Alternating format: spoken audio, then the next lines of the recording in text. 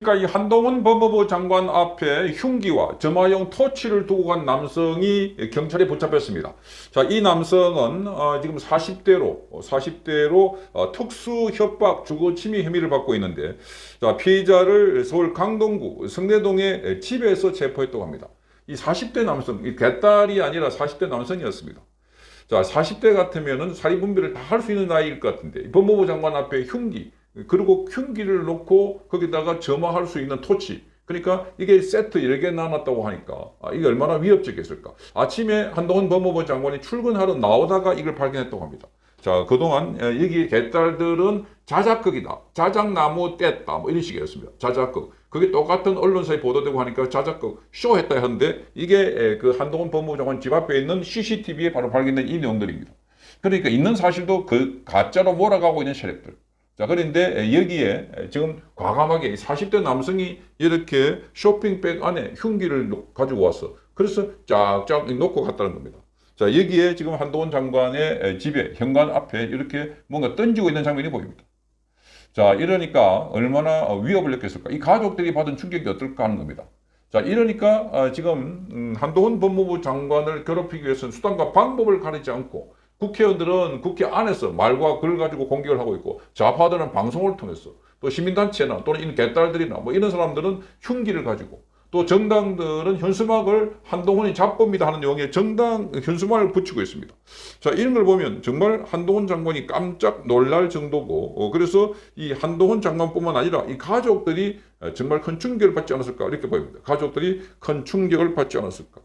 자, 그러니까 지금 계속해서 이 한동훈 장관 관련해서 이런 기사가 나오는데 이 한동훈 장관 이럴수록 한동훈 장관에 대해서는 국민들은 이 한동훈 장관을 응원하고 있고 이 한동훈 장관에 대해서 지지하고 있고 그래서 이 한동훈 장관이 대선 후보로 크고 있다 하는 건데 또 한편으로는 이렇게 계속 괴롭히고 따라다니면서 괴롭히고 있습니다.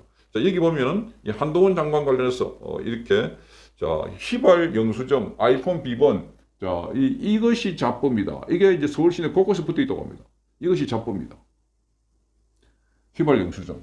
그러니까 지금 이 다각도로 한동훈 장관, 국회에서는 한동훈 장관에 대해서 탄핵을 이야기하고 있고 또 개딸들과 또 시민단체들은 이렇게 흉기를 갖고 공격하고 있고 국회의원들은 안에서 한동훈 장관을 자포를 찍하고 공격을 하고 있는 이런 상황이 가는 겁니다.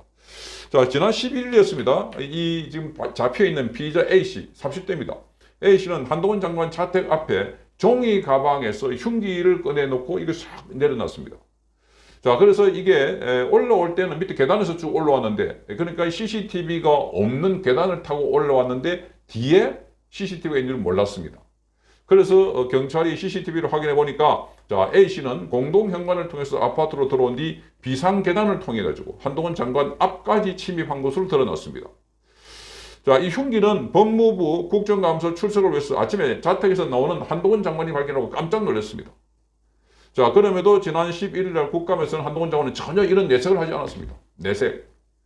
자, 거기도 국회의원들은 한동훈 장관을 마구 공격했습니다. 자, 이재명에 대해서 왜 그렇게 단정적으로 자, 영장실질심사 가기 전에 여기 체포 동의안 설명을 할 때 왜 그렇게 단정적으로 설명을 했냐. 그리고 왜 피의사실 공포를 했나. 그러니까 한동훈 장관은 자신감 있게 아니 그 정도의 자신감 없으면 야당 대표를 구속하겠다고 하는데 그 정도 자신감이 없으면 했겠나. 그리고 영장실질심사에서 기각된 사람들 가운데 나중에 구속된 사람이 많다. 김원경 환경부 장관도 그렇고 누구도 그렇고 김경수도 그렇고 그래서 설명을 쭉 다 했습니다. 그러니까 거기도 국회의원들도 할 말이 없는 겁니다. 할 말이.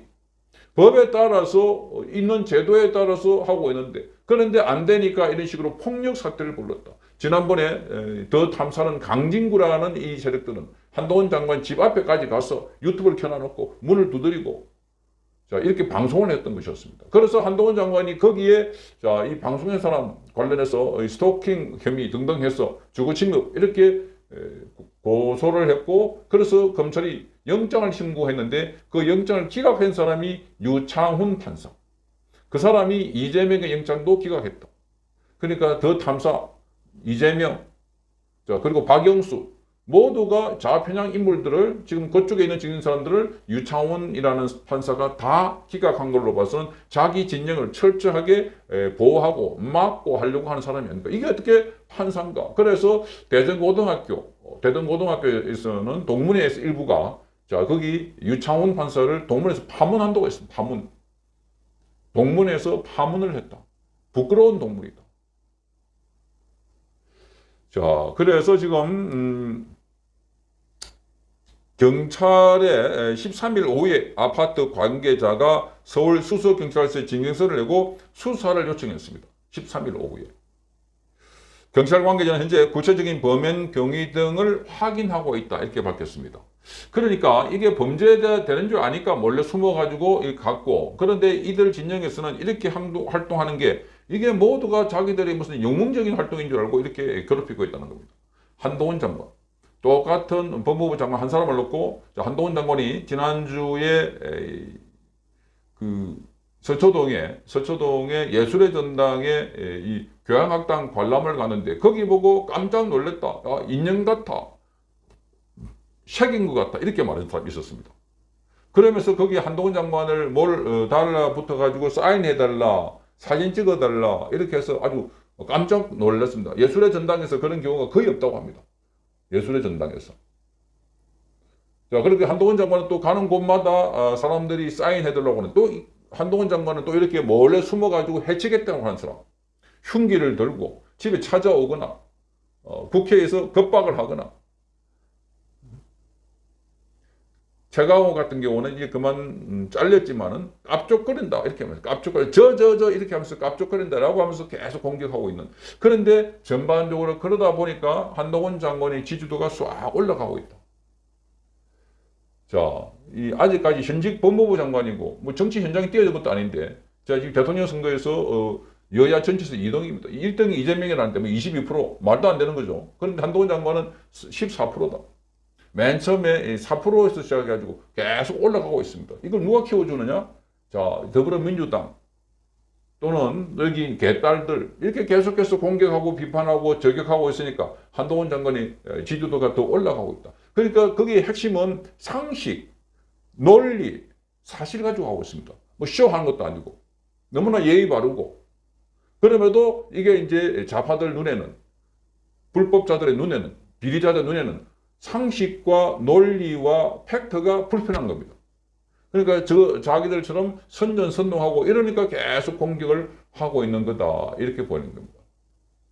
자, 이 한동훈 장관에 대한 공세가 너무나 도를 넘었고, 이게 흉기 가지고 집에까지 찾아간다고 하면은, 자, 이건 너무나, 나가도 너무 나갔다. 그래서 지금 보면 한동훈 장관을 대통령 시키려고 작정했구나. 이렇게 말하고 있습니다. 대통령 만들려고 작정했구나. 자, 한동훈 장관. 자, 이런 가운데서도 처신을 아주 잘하고 있습니다.